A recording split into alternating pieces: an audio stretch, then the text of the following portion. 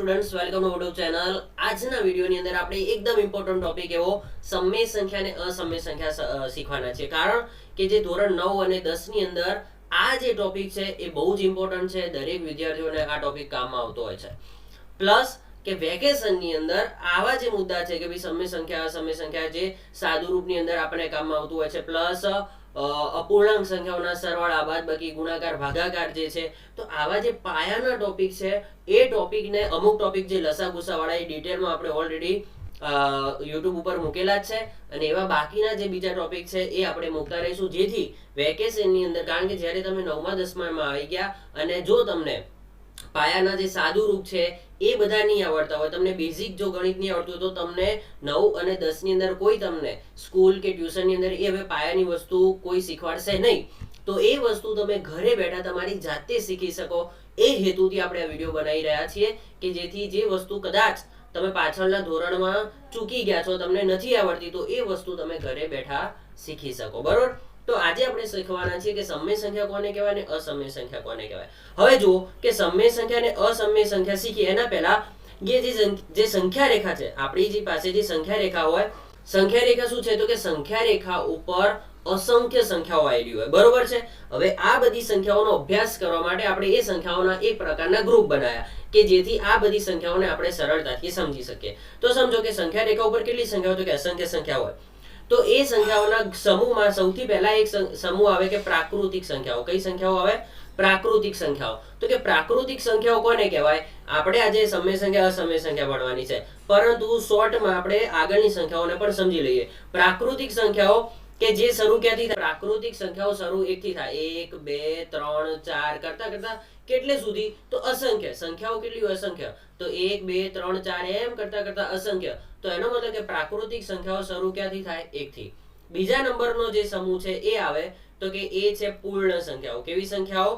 પૂર્ણ સંખ્યાઓ. તો કે પૂર્ણ સંખ્યાઓમાં કોનો સમાવેશ થાય? તો એમાં એક સંખ્યા નવી એડ થાય. કોણ એડ થાય? તો કે 0. બરોબર છે? તો એમાં એ પૂર્ણ સંખ્યાઓ ક્યાંથી શરૂ થશે? તો એ શરૂ થશે 0 1 2 3. બરોબર? ક્યાં સુધી? તો કે અસંખ્ય. ત્રીજા નંબરમાં કયો સમૂહ છે? તો કે પૂર્ણાંક સંખ્યાઓ. કઈ સંખ્યાઓ? પૂર્ણાંક સંખ્યાઓ. પૂર્ણાંક સંખ્યાઓમાં કોનો સમાવેશ થાય? તો કે પૂર્ણાંક સંખ્યાઓની અંદર ધન, ઋણ અને શૂન્ય. ધ્યાન આપજો, આ જે 1 2 3 4 5 છે કે નહીં, એ બધી પ્રાકૃતિક સંખ્યાઓ પ્લસ 0, એટલે કે 0 અને પ્રાકૃતિક સંખ્યાઓ એટલે કઈ સંખ્યાઓ? તો કે પૂર્ણ સંખ્યાઓ. પ્લસ બીજી કઈ વધારાની નવી સંખ્યાઓ? તો કે ઋણ સંખ્યાઓ. કેવી સંખ્યાઓ? તો ઋણ સંખ્યાઓ. તો આ જે ધન સંખ્યાઓ, પ્રાકૃતિક સંખ્યાઓ જે છે એ પ્લસ વધારાની કોણ? ઋણ સંખ્યાઓ અને બીજું 0. તો આ બધી સંખ્યાઓ ભેગી મળીને એમનો સમાવેશ શેમાં થાય? તો કે એમનો સમાવેશ થશે પૂર્ણાંક સંખ્યાઓમાં. શેમાં સમાવેશ થશે? પૂર્ણાંક સંખ્યાઓમાં. બરોબર છે? તો આ હતી પૂર્ણાંક સંખ્યાઓ કે જેની અંદર બધી ધન સંખ્યાઓ 1 2 3 એ બધી, પ્લસ 0 એટલે કે શૂન્ય, અને -1 -2 -3 આવી બધી ઋણ સંખ્યાઓનો સમાવેશ શેમાં થાય? પૂર્ણાંક સંખ્યાઓમાં થાય. ક્લિયર છે કે નહીં? તો આ હતી પૂર્ણાંક સંખ્યાઓ. હવે આપણે સમજવાનો પ્રયત્ન કરીએ કે સમય સંખ્યા અને અસમય સંખ્યા કોણ. હવે જુઓ, સમય સંખ્યા કોને કહેવાય? તો કે જે સંખ્યાને p ભાગ્યા q સ્વરૂપમાં દર્શાવી શકાય તેવી સંખ્યાઓને સમય સંખ્યા કહેવાય. સૌથી પહેલા આપણે વ્યાખ્યા જોઈ લઈએ કે જે સંખ્યાઓને p ભાગ્યા q સ્વરૂપમાં દર્શાવી શકાય તેને સમય સંખ્યા કહેવાય. હવે જુઓ, સમય સંખ્યાઓ પહેલાની જેમ સમૂહ નથી કે ભાઈ આ સંખ્યાઓ સમય સંખ્યાઓ. એના માટે આપણને એક વ્યાખ્યા આપી છે કે જે સંખ્યાઓને p ભાગ્યા q સ્વરૂપમાં દર્શાવી શકાય એને સમય સંખ્યા કહેવાય. હવે આપણને પ્રશ્ન થાય કે ભાઈ p ભાગ્યા q સ્વરૂપ એટલે શું? એટલે એને ટૂંકમાં અને સાદી ભાષામાં સમજવું હોય તો કે અંશ અને છેદ વાળી, કેવી? અંશ અને છેદ હોય. બરોબર છે? એ પ્રકારની સંખ્યાઓને સમય સંખ્યા કહેવાય. એક્ઝામ્પલ તરીકે હવે જો અહીંયા આપણને પાછું કીધું છે કે ભાઈ અહીંયા શું કીધું છે? p અને q એ પૂર્ણાંક સંખ્યા છે. જ્યાં p અને q શું છે? તો p અને q પૂર્ણાંક સંખ્યા. પૂર્ણાંક સંખ્યા કઈ? તો આપણે જોયું કે પૂર્ણાંક સંખ્યાઓની અંદર આપણે શીખ્યા હતા કે બધી જે ધન સંખ્યાઓ, આ જે બધી ઋણ સંખ્યાઓ અને 0, તો આ બધી સંખ્યાઓમાંથી કોઈ બે સંખ્યા એટલે એ તરીકે હોઈ શકે. બરોબર છે? તો આ જે p અને q ની જગ્યાએ શું હોઈ શકે? કોઈ પણ પૂર્ણાંક સંખ્યા. જે એક્ઝામ્પલ તરીકે ધારો કે 2 ભાગ્યા 3. બરોબર છે? તો p બરાબર 2 લીધા અને q બરાબર કેટલા લીધા? 3 લીધા. તો 2 ભાગ્યા 3. બરોબર છે? ધારો કે p બરાબર હું -3 લઉં અને q બરાબર 7 લઉં, તો કઈ સંખ્યા બને? -3 ભાગ્યા 7. તો આમ કોઈ પણ પૂર્ણાંક સંખ્યા લઈ શકાય. પણ અપવાદમાં જુઓ, અહીંયા આપણને શું કીધું છે? જ્યાં q is not equal to 0, એટલે q બરાબર 0 લેવાના નહીં, એટલે કે જે છેદ છે એ છેદ ક્યારે 0 લેવાનો નહીં. આપણી જે સમમેય સંખ્યાઓ છે એ p ભાગ્યા q સ્વરૂપની હોય, એટલે કે કેવી હોય, અંશ ભાગ્યા છેદ, એટલે અંશ અને છેદ જેવી હોય, બરોબર. પરંતુ એમાં q એટલે કે છેદમાં કદી 0 નહીં લેવાના, છેદમાં 0 નહીં લેવાના. કેમ નહીં લેવાના? જો છેદમાં 0 મૂકી તો જવાબ અવ્યાખ્યાયિત, એટલે કે આપણને જવાબ મળે જ નહીં. હવે કેમ ના મળે, આ આખી વસ્તુ સમજાવું તો આપણે ઓલરેડી એક વિડીયો બનાવેલો છે કે છેદમાં 0 હોય તો જવાબ શું મળે. તો આપણને એ આપણી ચેનલ ઉપરથી એ વિડીયો તમને મળી જશે, જેની લિંક પણ આપણે નીચે મૂકી દઈશું. તો હવે સમજો કે ભાઈ આપણે કીધું કે સમય સંખ્યા કેવી હોય, એકદમ સિમ્પલ વસ્તુ કે અંશ અને છેદ, તો અંશ ભાગ્યા છેદ એટલે કે p ભાગ્યા q સ્વરૂપની હોય, બરોબર. એમાં p અને q ની જગ્યાએ કોઈ પણ પૂર્ણાંક સંખ્યા હોય. તો એક્ઝામ્પલ જોઈએ તો તમને વધારે ખબર પડે. તો જુઓ, ધારો કે 2/3 છે, -3/7 છે, 0.5 છે. 0.5 કેમ? કારણ કે 0.5 એટલે શું, તો કે 5 ભાગ્યા 10, 5 દુ 10 એટલે કેટલા વધે, 1/2. તો હવે ખબર પડી કે ના પડી? અંશ અને છેદ પ્રકારની જે સંખ્યાઓ છે એ બધી સંખ્યાઓ કઈ કહેવાય, સમમેય સંખ્યા કહેવાય. પરંતુ તમે ઉદાહરણમાં જુઓ, મેં શું લખ્યું છે, 0, 5, બરોબર. તો હવે આપણને પ્રશ્ન થાય કે 0, 4 એ બધી કેવી સંખ્યા? એ બધી સંખ્યાઓ સમમેય સંખ્યા જ છે. કેમ સમમેય સંખ્યા છે? તો હવે આપણે એ સમજવાનો પ્રયત્ન કરીએ કે ભાઈ અહીંયા જુઓ, 4 છે, -3 છે, 0, આ બધી સમમેય સંખ્યા. કારણ પરંતુ આપણે તો એમ કીધું કે જે અંશ અને છેદ વાળી સંખ્યાઓને સમમેય સંખ્યા કહેવાય. આમાં તો છેદ છે નહીં. તો જુઓ, કોઈ પણ સંખ્યાની છેદમાં કશું ના હોય તો છેદમાં હંમેશા એક તો હોય જ, કોઈ પણ સંખ્યાનો છેદ. કારણ કે જુઓ, 4 ને તમે 4 ને 1 વડે ભાગો તો 1 ચોક 4, તમને જવાબ કેટલો મળશે? 4 નો 4 જ મળશે. એટલે 4 કહો કે 4 ભાગ્યા 1 કહો, તો કોઈ પણ સંખ્યાના છેદમાં કશું ના હોય તો છેદમાં કેટલા હોય? એક તો હોય જ. એટલે આ બધી સંખ્યાઓ પણ કેવી કહેવાય? સમમેય સંખ્યા. એનો મતલબ કે જે બધી પૂર્ણાંક સંખ્યાઓ છે, બધી પૂર્ણાંક સંખ્યાઓ કેવી છે? સમમેય સંખ્યા છે. તો આ ખબર પડી કે 0, 5, -4 બધી પૂર્ણાંક સંખ્યાઓ કેવી કહેવાય? સમમેય સંખ્યા કહેવાય. અંશ અને છેદ વાળી, પોઈન્ટ વાળી સંખ્યાઓ 0.5 છે, 0.10 છે, 2.25 છે, આ બધી સંખ્યાઓ કેવી કહેવાય? તો એ બધી સંખ્યાઓ સમમેય સંખ્યા કહેવાય. હવે એક સ્ટેપ આનાથી આગળ સમજીએ કે તો જુઓ, અહીંયા આપણને કીધું છે તે શાંત પ્રકારની અને અનંત આવૃત પ્રકારની હોય છે. તો હવે આપણે સમજી લઈએ કે શાંત પ્રકારની સંખ્યાઓ કેવી કહેવાય અને અનંત અને આવૃત પ્રકારની. તો જુઓ, પોઈન્ટ વાળી સંખ્યાઓ ખરી કે 0.5, બરોબર, અને એક બીજી સંખ્યા લઉં કે 0.55555. તો જુઓ, અહીંયા ભાગાકાર 0.5 પતી જાય છે, બરોબર. 5 એટલે ભાગાકાર આપણો પૂરો થઈ ગયો. તો આ પ્રકારની સંખ્યાઓ કે જે આગળ ચાલતી નથી, તો એ પ્રકારની કેવી સંખ્યાઓ છે? તો એ શાંત પ્રકારની સંખ્યાઓ છે, બરોબર. શાંત પ્રકારની સંખ્યા છે. પણ જે ભાગાકાર આગળ અનંત સુધી ચાલ્યો જાય છે, 0.555 તમને આગળ મળે જ જાય, તો આ પ્રકારની જે સંખ્યાઓ છે એ અનંત તો છે જ. કેવી?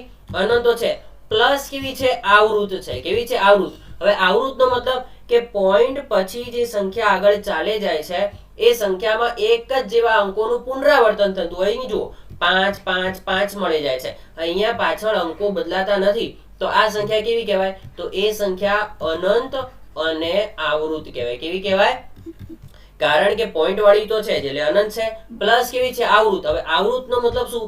કે પોઈન્ટ પછીની સંખ્યાઓ પુનરાવર્તિત થાય છે. તો ધોરણ 9 ની અંદર આપણે જોઈ ગયા કે જે સંખ્યાઓ આવી છે, જેમ કે 0.2 નો 12, 12 નો મતલબ કે જે સંખ્યા રિપીટ થતી હોય એના ઉપર શું કરવામાં આવે? આ જે આડી લીટી એને 12 વંચાય. તો 0.2 નો 12 એનો મતલબ કે 0.222. તો આવી સંખ્યાઓ કેવી સંખ્યા છે? સમમેય સંખ્યા. અને એટલા માટે આપણે એ સંખ્યાઓને શેમાં ફેરવીએ છીએ? p ભાગ્યા q સ્વરૂપમાં ફેરવીએ છીએ. ક્લિયર છે કે નહીં? તો હવે સમજી લો કે જે આવી સંખ્યાઓ છે, પોઈન્ટ પછી 0.33 33 33 3 3 3 3 આવી રીતે આગળ વધી જાય છે, તો એ સંખ્યાઓ કેવી કહેવાય? તો કે અનંત અને આવૃત છે, અને માટે એમને કેવી સંખ્યા કહેવાય? એમને સમમેય સંખ્યા કહેવાય. ક્લિયર છે કે નહીં? તો જો અહીંયા આપણે જોઈ લીધું કે સમમેય સંખ્યા કોને કહેવાય? કે p ભાગ્યા q સ્વરૂપની હોય, જેને શેના વડે દર્શાવવામાં આવે? એના સમૂહને q વડે દર્શાવવામાં આવે. કેવી સંખ્યાઓનો સમાવેશ થાય? તો કે 0, 5 જે બધી પૂર્ણાંક સંખ્યાઓ, પોઈન્ટ વાળી સંખ્યાઓ કે જેમને ટૂંકમાં p ભાગ્યા q સ્વરૂપમાં દર્શાવી શકાતી હોય, પરંતુ છેદમાં 0 લેવાય નહીં. અંશમાં 0 હોય તો ચાલે. ધારો કે 0 ભાગ્યા 1, તો 0 ભાગ્યા 1 કેટલા? તો એની કિંમત આવે 0. જો અંશમાં 0 હશે તો જવાબ આવશે 0. 2 ભાગ્યા 0 તો અરે સોરી 0 ભાગ્યા 2 હશે તો તમારો જવાબ આવશે 0. પરંતુ જો તમે એમ કહેશો કે 2 ભાગ્યા 0, તો એનો જવાબ તમને મળશે નહીં, અવ્યાખ્યાયિત. ક્લિયર છે કે નહીં? તો આ વાર્તા હતી સમમેય સંખ્યાની. હવે આપણે સમજવાનો પ્રયત્ન કરીએ કે અસમય સંખ્યા કોને કહેવાય. તો હવે જુઓ સમજીએ કે અસમય સંખ્યા કોને કહેવાય. તો જે સંખ્યાને p ભાગ્યા q સ્વરૂપમાં દર્શાવી ન શકાતી હોય તેવી સંખ્યાઓને અસમય સંખ્યા કહેવાય. તો ટૂંકમાં જે સંખ્યાઓ સમય સંખ્યા નથી, જેમનો સમાવેશ સમય સંખ્યામાં નથી થતો, એ બધી અસમય સંખ્યાઓ. એનો મતલબ કે સમય સંખ્યા કેવી હતી કે જેમને p ભાગ્યા q સ્વરૂપમાં દર્શાવી શકાતી હતી. તો જે લોકોને p ભાગ્યા q સ્વરૂપમાં એટલે કે અંશ અને છેદમાં દર્શાવી શકાતી નથી, એ બધી સંખ્યાઓને અસમય સંખ્યા કહેવાય. તો હવે જુઓ, જેને શેના વડે દર્શાવવામાં આવે છે? q બાર વડે. સમય સંખ્યાને શેના વડે દર્શાવતા હતા? q વડે. અસમય સંખ્યાને શેના વડે દર્શાવી? q બાર. એનો મતલબ કે જે સંખ્યાઓનો q માં સમાવેશ થતો નથી, એ બધી સંખ્યાઓ કઈ? q બાર. એટલે કે q માં આવતી સંખ્યાઓ સિવાયની સંખ્યાઓ કઈ બધી? q બાર. એટલે કે અસમય સંખ્યાઓ. હવે તે અનંત અને અનાવૃત હોય છે. હવે ખાસ ધ્યાન આપજો, ધ્યાન આપો કે સૌથી પહેલા વર્ગમૂળમાં 2, વર્ગમૂળમાં 5, એ બધી સંખ્યાઓ કેવી છે? અસમય સંખ્યાઓ. એટલે કે જે સંખ્યાઓ અવિભાજ્ય સંખ્યાઓ છે, કે જેમ કે 2 છે, 5 છે, તો એવી સંખ્યાઓનું જ્યારે તમે વર્ગમૂળ લો કે 2 નું વર્ગમૂળ, 5 નું વર્ગમૂળ, તો આ બધી સંખ્યાઓનું વર્ગમૂળ કેવી સંખ્યા છે? અસમય સંખ્યા છે. જે અવિભાજ્ય સંખ્યાઓ છે, કેવી સંખ્યાઓ? અવિભાજ્ય છે, એ બધી સંખ્યાઓનું વર્ગમૂળ, જેમનું વર્ગમૂળ નથી નીકળતું, એ બધી સંખ્યાઓ કેવી છે? અસમય સંખ્યા. વર્ગમૂળમાં 7, તો આ બધી સંખ્યાઓ કેવી છે? અસમય સંખ્યા. નંબર 1. નંબર 2 કે પાઈ. પાઈ કેવી સંખ્યા છે? તો કે પાઈ અસમય સંખ્યા છે. પાઈની કિંમત 2 આપણે લેતા હોય કે 22/7 લઈએ છે અને 1 લઈએ છે 3.14. ધ્યાન આપજો. હવે જે 22/7 છે એ તો p ભાગ્યા q સ્વરૂપમાં છે ઓલરેડી. 22/7 એ તો p ભાગ્યા q સ્વરૂપમાં, એટલે 22/7 એ સમય સંખ્યા છે. ધ્યાન આપજો, 22/7 સમય સંખ્યા. પણ જ્યારે આપણે એનો ભાગાકાર કરીએ, 22 ને 7 વડે ભાગીશું, તો આપણને જે જવાબ મળશે કે 7 તરી 21. બરોબર. અહીંયા 1 મળ્યા, અહીં 0 આયા, પોઈન્ટ આયા. 7 એકા 7, અહીંયા આયા આપણને 3 મળ્યા. અહીંયા 0 મૂકું તો અહીંયા 0 આવશે, તો 7 ચોક 28 આયા. બરોબર. અહીંયા 2 આયા, અહીં 0 મૂકો, અહીંયા 0 આવશે, તો 7 દુ 14 આવશે, તો અહીંયા આવશે 14. અહીંયા આયા 7 આયા. તો હજી ભાગાકાર જુઓ, અહીંયા 20 માંથી 14 જશે તો 6 આવશે. અહીંયા 0 મૂકું તો અહીંયા 0 આવશે. બરોબર. તો 7 8 56 આવશે. ભાગાકાર પૂરો નથી થતો, ભાગાકાર આગળ ચાલ્યો જ જાય છે. 3.14 2, બરોબર છે, 2 8, આમ આપણો જે ભાગાકાર છે એ આગળ ચાલ્યો જાય છે. તમે કેલ્ક્યુલેટરમાં પણ કરી જોજો. જો પોઈન્ટ પછીની જે બધી સંખ્યાઓ મળે છે, એ સંખ્યાઓ પુનરાવર્તિત થતી નથી, રિપીટ થતી નથી. તો એ જે સંખ્યા છે, જે 3.14 પછી જે ચાલી જતી સંખ્યા છે, એ સંખ્યા આપણને કેવી મળે છે?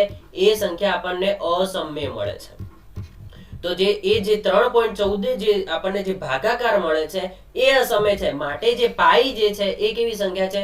અસમય સંખ્યા છે. ધ્યાન આપો કે આપણે કીધું કે અસમય સંખ્યા કેવી હોય? તો કે અનંત અને અનાવૃત પ્રકારની હોય. તો અનંત અને અનાવૃત કેવી સંખ્યા કહેવાય? તો જો પોઈન્ટ પછીની સંખ્યાઓ રિપીટ ના થતી હોય, પોઈન્ટ પછી જો અહીંયા 10, 100, 1000, 10,000, પોઈન્ટ પછીની સંખ્યાઓ રિપીટ ના થતી હોય, તો એ અનંત તો છે, પણ અનાવૃત છે, કે પોઈન્ટ પછીની સંખ્યાઓ પુનરાવર્તિત થતી. સમયમાં શું થતું હતું? પોઈન્ટ પછી સંખ્યાઓ રિપીટ થતી હતી. અહીંયા સંખ્યાઓ રિપીટ નહીં થાય. 0.2, 3, 5, 8, 1, 3 રેન્ડમ કોઈ સંખ્યા આવતી હોય, તો એ સંખ્યાઓ કેવી કહેવાય? અસમય. એટલા માટે આપણે કીધું પાઈની જે 3.14 વાળી જે કિંમત, ભાગાકાર એ ચાલ્યો જાય છે, પ્લસ સંખ્યાઓ રિપીટ નથી થતી. તો એટલા માટે પાઈ એ પોતે કેવી સંખ્યા છે? પાઈ એ અસમય સંખ્યા છે. આ બધી વસ્તુ 1-2 માર્ક્સમાં પણ તમને પૂછાતી હોય છે, તો ધ્યાન આપજો. તો પાઈ એ કેવી સંખ્યા છે? અસમય સંખ્યા છે. તો એક √5, √2 કે જે સંખ્યાઓ અવિભાજ્ય છે, વર્ગમૂળમાં 2, વર્ગમૂળમાં 5, આ બધી આ પ્રકારની, વર્ગમૂળમાં 17, તો આ બધી પ્રકારની સંખ્યાઓ અસમય સંખ્યાઓ. પાઈ કેવી સંખ્યા? અસમય સંખ્યા. બીજી અનંત અને અનાવૃત હોય, જેમ કે પોઈન્ટ પછી અનંત અને અનાવૃત એટલે કેવી? તો કે પોઈન્ટ પછી સંખ્યાઓ રિપીટ થવી જોઈએ નહીં. તો એ બધી સંખ્યાઓ કેવી કહેવાય? એ બધી સંખ્યાઓ અસમય સંખ્યા કહેવાય. તો હવે ખ્યાલ આવ્યો કે ના આવ્યો? અસમય સંખ્યા કોને કહેવાય? હવે એક નાનો ટોપિક જોઈ લઈએ, બહુ ડિટેલમાં નહીં જઈએ, કે ભાઈ જો સમય અને અસમય સંખ્યાનો સરવાળો, બાદબાકી, ગુણાકાર, ભાગાકાર કરીએ તો એ સંખ્યા મળે, એ પણ કેવી હોય? અસમય. જેમ કે ભાઈ 2 કેવી સંખ્યા? તો સમય સંખ્યા. પ્લસ વર્ગમૂળમાં 3 કેવી સંખ્યા? તો કે સર એ તો અસમય છે. તો 2 વત્તા વર્ગમૂળમાં 3 કરીને જે જવાબ મળ્યો એ કેવી સંખ્યા કહેવાય? એ અસમય સંખ્યા કહેવાય. બરોબર. 2 ઓછા વર્ગમૂળમાં 3 લો, 2 ભાગ્યા વર્ગમૂળમાં 3 લો, 2 ગુણ્યા વર્ગમૂળમાં 3 લો, તો આ બધી સંખ્યાઓ કેવી છે? અસમય સંખ્યાઓ છે.